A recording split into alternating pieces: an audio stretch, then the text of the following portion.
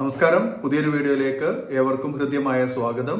ഇന്നത്തെ വീഡിയോയിലൂടെ നമ്മൾ കാണാൻ പോകുന്നത് +2 +1 തുല്യതയുടെ 2024 ജൂലൈ മാസത്തിൽ നടന്ന പരീക്ഷയുടെ റിസൾട്ട് എന്ന് വരും എന്നതിനെ സംബന്ധിച്ചുള്ള ഊഹാപോഹങ്ങൾക്കുള്ളൊരു മറുപടി.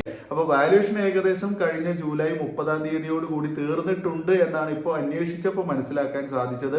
മുൻപ് അന്വേഷിച്ചപ്പോൾ വാല്യുവേഷൻ തുടങ്ങിയിട്ടില്ല എന്ന് പറഞ്ഞിട്ടുണ്ടായിരുന്നു. അതിനുവേണ്ടി ടീച്ചേഴ്സിനെ വിന്യസിക്കുന്നുള്ളൂ എന്നാണ് അറിഞ്ഞിരുന്നത്. എന്നാൽ ഇപ്പോൾ അറിയാൻ സാധിക്കുന്നത് വാല്യുവേഷൻ കഴിഞ്ഞിട്ടുണ്ട് എന്നുള്ളതാണ്. ചില പ്രത്യേക കേന്ദ്രങ്ങളിൽ വെച്ച് മാത്രമാണ് വാല്യുവേഷൻ ഉണ്ടായിട്ടുണ്ടായിരുന്നത്. വളരെ യുദ്ധകാലാടിസ്ഥാനത്തിലാണ് നമ്മുടെ വാല്യുവേഷനൊക്കെ കംപ്ലീറ്റ് ചെയ്തിട്ടുള്ളത്. അപ്പൊ ജൂലൈ 30-ാം തീയതിയോട് കൂടി 30-31 തീയതിയോട് കൂടിയിട്ട് തന്നെ നമ്മുടെ വാല്യുവേഷൻ അവിടെ അവസാനിപ്പിച്ചിട്ടുണ്ട്. വാല്യുവേഷനോടൊപ്പം തന്നെ ടാബുലേഷൻ പ്രവർത്തികളും അവസാനിച്ചതായിട്ടാണ് പറയപ്പെടുന്നത്. ഓക്കെ, അത് കൃത്യമായുള്ള കണക്കല്ല. ഓക്കെ, സാധാരണഗതിയിൽ വാല്യുവേഷനോടൊപ്പം തന്നെ ടാബുലേഷൻ പ്രവർത്തികൾ നടക്കാറില്ല. അപ്പോൾ വാല്യുവേഷൻ കഴിഞ്ഞിട്ടുണ്ട്, ടാബുലേഷനും അതിന്റെ ഒപ്പം തന്നെ നടന്നിട്ടുണ്ട് എന്നാണ് പറയുന്നത്. ടാബുലേഷൻ എന്ന് പറഞ്ഞാൽ നമ്മുടെ ഓരോ പേപ്പറിലും കിട്ടിയ മാർക്ക് ഓരോ വിദ്യാർത്ഥിയുടെയും നേരെ, അതായത് അവർക്ക് വേണ്ടി പ്രത്യേകം തയ്യാറാക്കിയുള്ള ഷീറ്റിൽ അത് ക്രമപ്പെടുത്തുക എന്നുള്ളതാണ്. നമ്മുടെ മാർക്ക് കൃത്യമായിട്ട് അപ്പോൾ തന്നെ രേഖപ്പെടുത്താൻ സാധിക്കും. അങ്ങനെ മാർക്ക് രേഖപ്പെടുത്തുന്നതിന് തെറ്റുകൂടാതെ കൂട്ടി നോക്കിയിട്ട് ഓരോ പേപ്പറിലും കിട്ടിയ മാർക്ക് കൂട്ടി നോക്കിയിട്ട് അത് കൃത്യമായിട്ട് രേഖപ്പെടുത്തുന്നതിനെയാണ് നമ്മൾ ടാബുലേഷൻ എന്ന് പറയുന്നത്. ഓക്കെ, അപ്പൊ ഈ വാല്യുവേഷനൊപ്പം തന്നെ ടാബുലേഷൻ കംപ്ലീറ്റ് ആയിട്ടുണ്ട് എന്ന് നമുക്ക് കരുതാം. ഓക്കെ, അത് ഉറപ്പില്ലാത്ത കാര്യമാണ്. അങ്ങനെയാണെങ്കിൽ നിങ്ങളുടെ റിസൾട്ട് എപ്പോ വരേണ്ടതാണ്? ഒരിക്കലും 1-ാം തീയതി എന്ന് പറഞ്ഞത് കഴിഞ്ഞു പോയി. ഓക്കെ, 1-ാം തീയതി കഴിഞ്ഞു പോയി. ഇന്ന് 2-ാം തീയതിയാണ്. അപ്പൊ ഈ 2-ാം തീയതിയിൽ നമുക്ക് റിസൾട്ട് ഒന്നും ഇല്ല എന്ന് വേണം മനസ്സിലാക്കാൻ. എന്തായാലും ഈ നമ്മുടെ കേരളത്തിന്റെ ഇപ്പോഴത്തെ ഒരു സാഹചര്യം അനുസരിച്ച് നമ്മളെല്ലാവരും ഒരു ദുരന്തത്തിൽ അകപ്പെട്ടിരിക്കുകയാണ്. അപ്പോൾ അങ്ങനെയുള്ള ഒരു സാഹചര്യത്തിലൊന്നും നമ്മുടെ റിസൾട്ട് പബ്ലിഷ് ചെയ്യപ്പെടുന്നതല്ല. അപ്പോൾ എന്താ ചെയ്താൽ എന്ന് ചിലപ്പോൾ നിങ്ങൾക്ക് തോന്നിക്കാം, അല്ലെങ്കിൽ ചോദിക്കാം. ചെയ്യുന്നതുകൊണ്ട് കുഴപ്പമൊന്നുമില്ല. പക്ഷേ അതും ഈ ദുരന്തവും ഈ നമ്മുടെ റിസൾട്ട് പബ്ലിഷ് ചെയ്യുന്ന വിദ്യാഭ്യാസ വകുപ്പും തമ്മിൽ പ്രത്യേകിച്ച് നേരിട്ട് ബന്ധമൊന്നും ഇല്ലെങ്കിലും ഇതുമായി ബന്ധപ്പെട്ട ഉദ്യോഗസ്ഥരെ ഇത്തരം മേഖലകളിലെ അല്ലെങ്കിൽ ഇത്തരം പ്രവർത്തികൾക്ക് വേണ്ടി വിന്യസിച്ചിട്ടുണ്ടെങ്കിൽ തീർച്ചയായിട്ടും റിസൾട്ട് വൈകാൻ സാധ്യത ഉണ്ട് എന്നാണ് മനസ്സിലാക്കാൻ കഴിയുന്നത്. എന്തായാലും ഇന്നലെ വരും എന്ന് പറഞ്ഞിട്ട് പെട്ടെന്ന് ആളുകളെ ഭ്രമപ്പെടുത്തിക്കൊണ്ട് ചില വ്യക്തികളൊക്കെ വീഡിയോസ് ചെയ്തതായി കണ്ടിട്ടുണ്ട്. അപ്പോൾ ഇത്തരം കാര്യങ്ങളിലോടൊന്നും എനിക്ക് യോജിപ്പില്ല.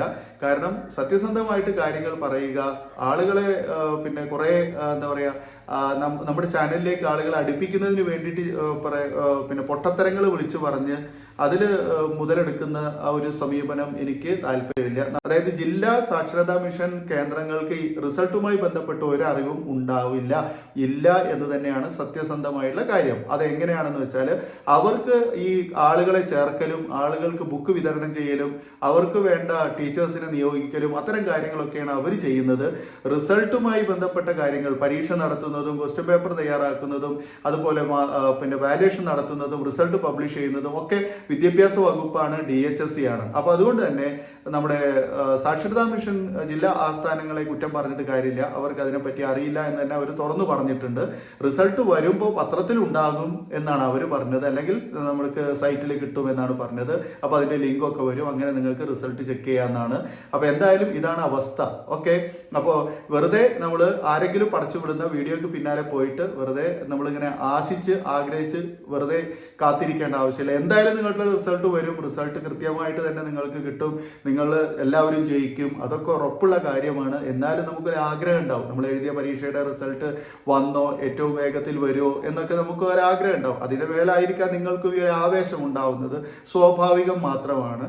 എന്നാലും എനിക്ക് പറയാനുള്ളത്, നമ്മുടെ റിസൾട്ട് +1 +2 റിസൾട്ട് എന്തായാലും ഓഗസ്റ്റ് 10-നും 15-നും ഇടയിലുള്ള ദിവസങ്ങളിലായിരിക്കും എന്ന് ഉറപ്പായിട്ടും തോന്നുന്നു. അതെന്റെ തോന്നലാണ്. അങ്ങനെ ആവാനാണ് സാധ്യത. കാരണം ഇവിടെ വാല്യുവേഷൻ കഴിഞ്ഞു, ടാബുലേഷൻ കഴിഞ്ഞ സ്ഥിതിക്ക്. ഓക്കെ സുഹൃത്തുക്കളെ, അപ്പോൾ ഇതാണ് സത്യാവസ്ഥ. അപ്പൊ ആരും ഇത്തരം കാര്യങ്ങൾക്ക് വേണ്ടി ഇനി ആരും അന്വേഷിച്ച് നടക്കേണ്ട ആവശ്യമില്ല. റിസൾട്ട് വന്നാൽ ഉടനെ തന്നെ അത് വളരെ അർത്ഥവത്തായിട്ട് പറയുകയാണ്. നമ്മുടെ ചാനലിൽ അതിന്റെ അപ്ഡേഷൻ വരും. തീർച്ചയായിട്ടും അതിന്റെ റിസൾട്ട് ചെക്ക് ചെയ്യുന്നതിന്റെ ലിങ്ക് വരും. എങ്ങനെയാണ് റിസൾട്ട് ചെക്ക് ചെയ്യേണ്ടത്, ഓരോരുത്തരും എങ്ങനെ റിസൾട്ട് ചെക്ക് ചെയ്യണം, അതിനുവേണ്ടി എന്താണ് ചെയ്യേണ്ടത്, ഇനി അത് അറിയില്ലെങ്കിൽ എങ്ങനെയാണ് റിസൾട്ട് ചെക്ക് ചെയ്യുക എന്ന് പറഞ്ഞ് എനിക്ക് നിങ്ങളുടെ രജിസ്റ്റർ നമ്പർ അതുപോലെ തന്നെ നിങ്ങളുടെ പേര്, ഡേറ്റ് ഓഫ് ബർത്ത് അയച്ചു തരികയാണെന്നുണ്ടെങ്കിൽ തീർച്ചയായും ഞാനും അതിന് നിങ്ങളെ സഹായിക്കുന്നതാണ്.